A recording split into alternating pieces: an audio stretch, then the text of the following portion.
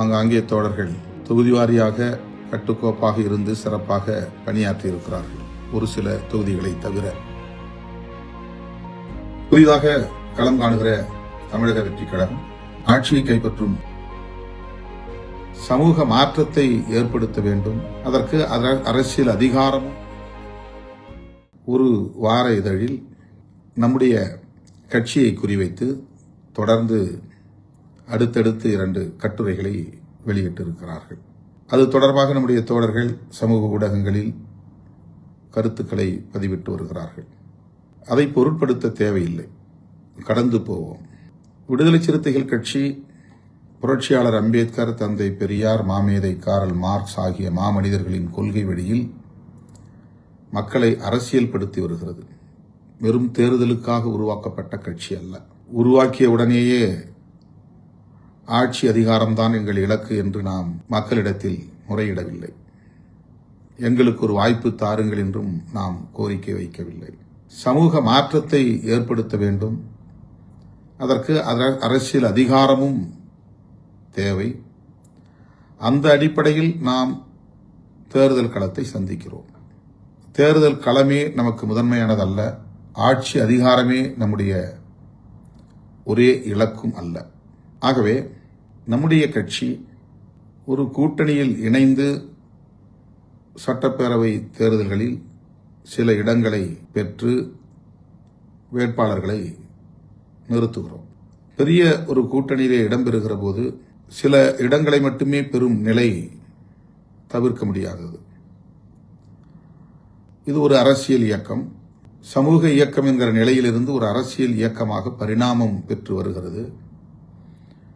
ஒரு குறிப்பிட்ட சமூக அடையாளம் இந்த இயக்கத்திற்கு உண்டு என்றாலும் கூட அனைத்து தரப்பை சார்ந்த அனைத்து சமூக மக்களும் இந்த கட்சியை ஒரு பொதுவான அரசியல் இயக்கமாக பார்க்கும் வகையில், அணுகும் வகையில், ஏற்கும் வகையில் நம்முடைய அரசியல் உத்திகளை நாம் மேற்கொண்டு வருகிறோம், கையாண்டு வருகிறோம்.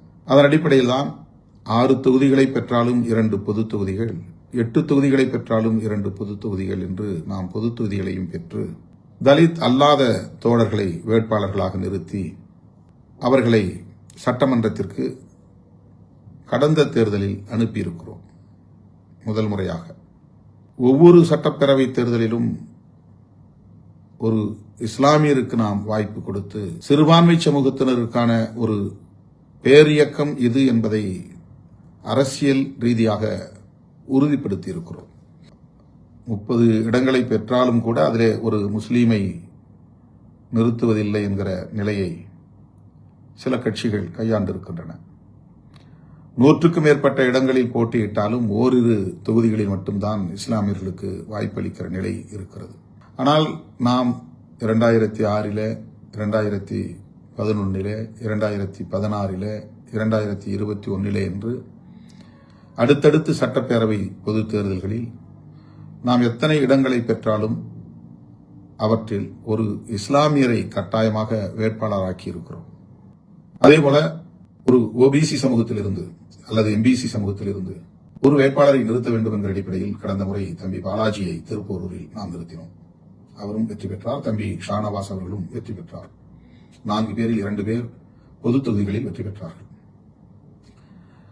இது ஒரு அரசியல் இயக்கம் செய்ய வேண்டிய ஒரு நடைமுறை, கையாள வேண்டிய ஒரு உத்தி.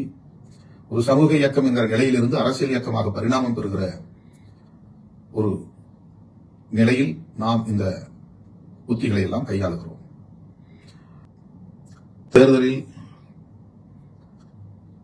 நம்முடைய கட்சியின் சார்பில் அனைத்து சட்டமன்ற தொகுதிகளிலும் தேர்தல் பணிக்குழு நியமனம் செய்யப்பெற்று ஆங்காங்கே தோழர்கள்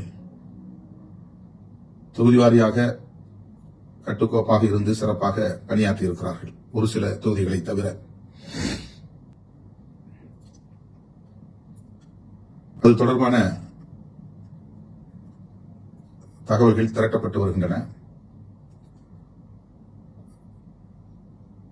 குறிப்பாக நாம் போட்டியிடாத பிற தொகுதிகளில் நம்முடைய தோழமை கட்சிகளின் வேட்பாளர்களுக்கு தேர்தல் பணி ஆற்றியதில் ஒரு சில தொகுதிகளில் இருந்து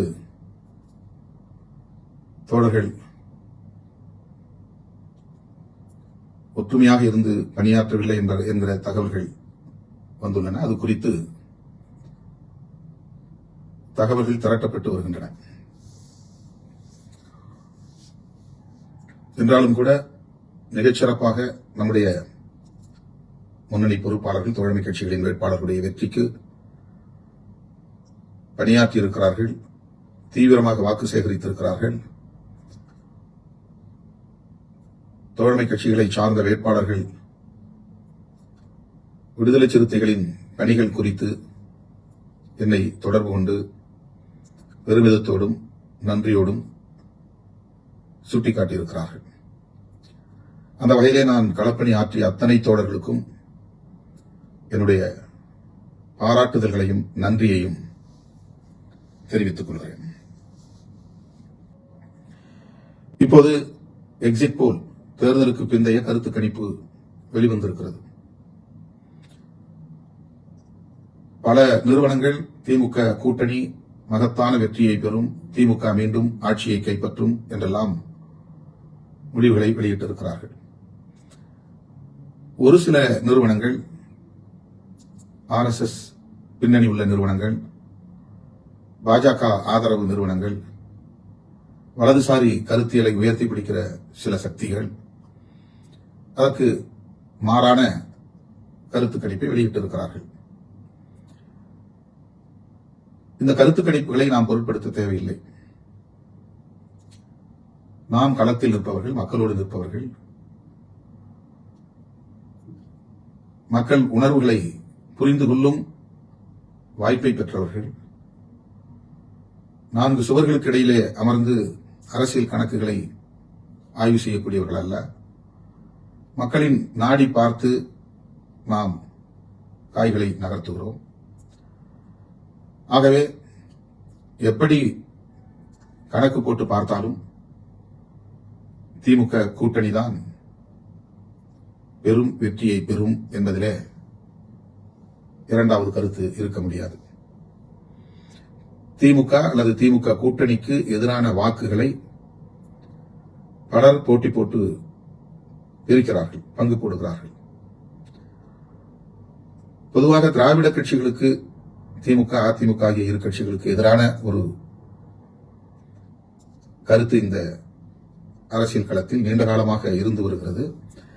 எதிர்ப்பு வாக்குகளும் இருந்து வருகின்றன.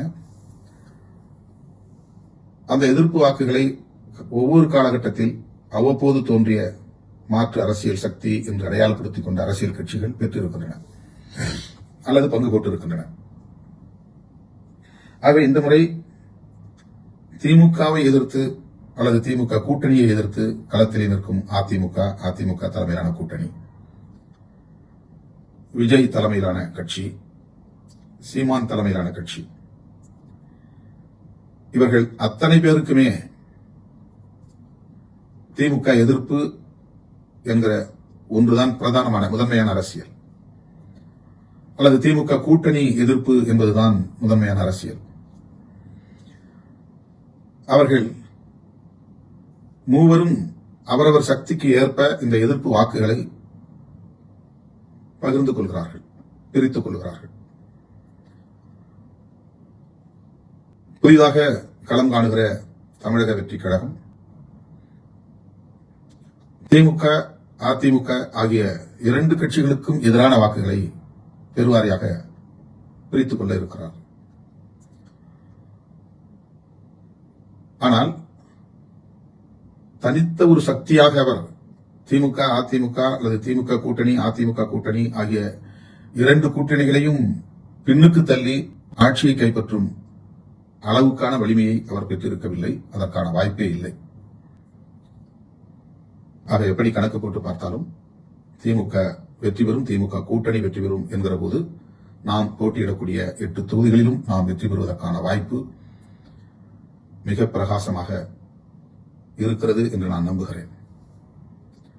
எனவே அந்த நம்பிக்கையோடு நாம் மே 4ஆம் தேதியை வரவேற்போம்.